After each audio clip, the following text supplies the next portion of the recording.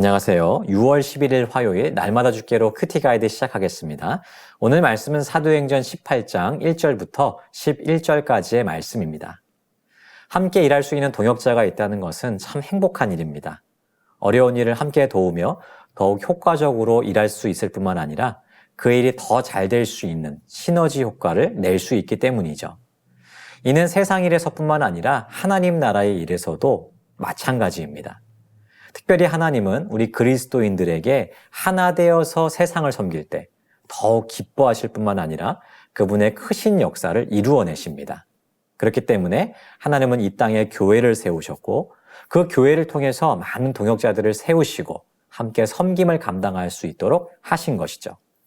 오늘 말씀은 하나님께서 허락하신 동역자에 대한 말씀입니다. 관찰 질문 1번입니다. 바울은 고린도에서 누구를 만납니까? 1절, 2절을 보시면 바울은 아덴을 떠나서 고린도에 이르게 됩니다. 그리고 이곳에서 아굴라와 브리스길라라고 하는 한 부부를 만나게 되죠. 여러분, 이 두 사람이 어떤 사람들이었습니까?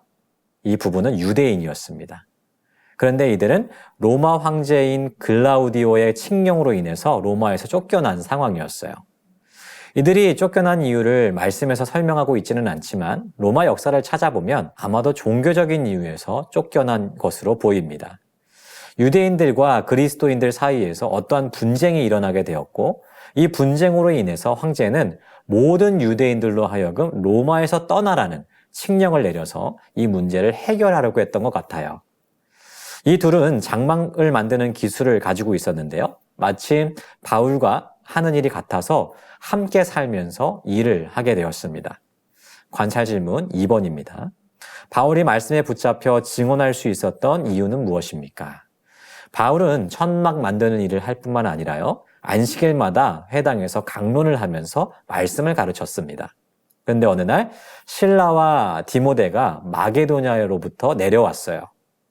바울이 가장 아끼던 동료였던 실라와 디모데가 고린도로 오자 바울은 더욱 힘을 내어서 말씀을 전하는데 집중할 수 있게 되었습니다.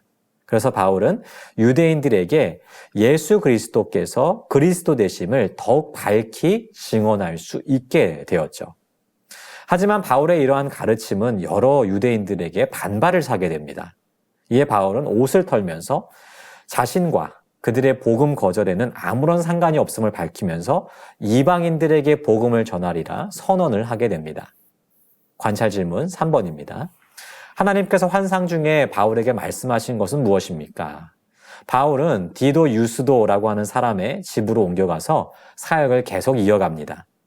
그 사람의 집은 회당의 옆이었는데요. 이로 인해서 회당장 그리스보라고 하는 사람이 복음을 듣고 예수님을 따르게 되었어요. 여러분, 너무나도 놀라운 일이 아닌가요? 회당장이라고 하면 그 회당을 이끌어가는 유대 종교의 지도자일 텐데 그 사람이 복음을 듣고 죽게 돌아오게 되었다는 것입니다. 이렇게 놀라운 복음의 열매가 있은 후에 하나님은 밤에 환상을 통해서 바울에게 나타나세요. 그리고 그에게 하시는 말씀이 무엇입니까? 두려워하지 말고 침묵하지 말라는 겁니다. 하나님께서 항상 그와 함께 하실 것이기 때문에 그 어떠한 대적도, 그 어떠한 사람도 바울을 해하지 못할 것이라는 거예요. 이 성중에 하나님의 백성이 많기 때문에 두려움 없이 더욱 힘있게 주의 말씀을 선언하라고 가르치고 계십니다. 말씀을 정리해 보겠습니다. 여러분, 환상 중에 하나님께서 바울에게 이렇게 말씀하셨을 때 바울의 마음이 어떠했을까요? 만약에 저였다면 너무도 큰 위로가 되었을 것이라 생각합니다. 이곳에 하나님께서 구원하시리라 작정한 수많은 사람들이 있고 그들에게 말씀을 전할 때 하나님의 역사가 나타나리라 라고 하는 것은 너무나도 확실했기 때문이에요. 그뿐 아니죠. 하나님은 바울에게 계속해서 동역자들을 붙여주셨어요. 브리스길라와 아굴라 부부뿐만 아니라 그의 제자였던 디모데와 실라도 함께 하고 있습니다. 얼마나 든든하고 의지가 되었을까요? 하나님은 하나님의 일을 맡김에 있어서 결코 그 사람을 홀로 두지 않으세요. 외롭게 두지 않으십니다. 오히려 항상 함께 하시면서 그의 사역을 도우시는 분이시죠. 여러분, 이 하나님께서 우리의 하나님 되시는 것이 너무나도 분명하지 않습니까? 하나님은 지금 우리와도 함께 하셔서 우리가 하나님의 일을 이루어가는 것을 도우시는 분이세요. 때때로 사역을 감당하면서 외로울 때가 있고 힘에 부칠 때가 있죠. 하지만 우리 하나님은 여전히 우리와 함께 하세요. 그뿐 아닙니다.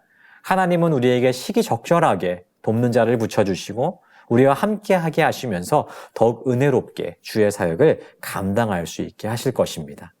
이 사실을 기억하면서 때로는 힘들고 어려운 순간이 찾아오게 된다 할지라도 낙담하지 말고 주의 도우심과 또한 함께하게 하실 동역자들을 기다리는 우리 모두가 되기를 소망합니다. 우리에게 나타나실 하나님의 역사를 사모하고 기다리며 또는 하나님의 일을 온전히 감당하는 우리 모두가 되기를 주님의 이름으로 축복합니다.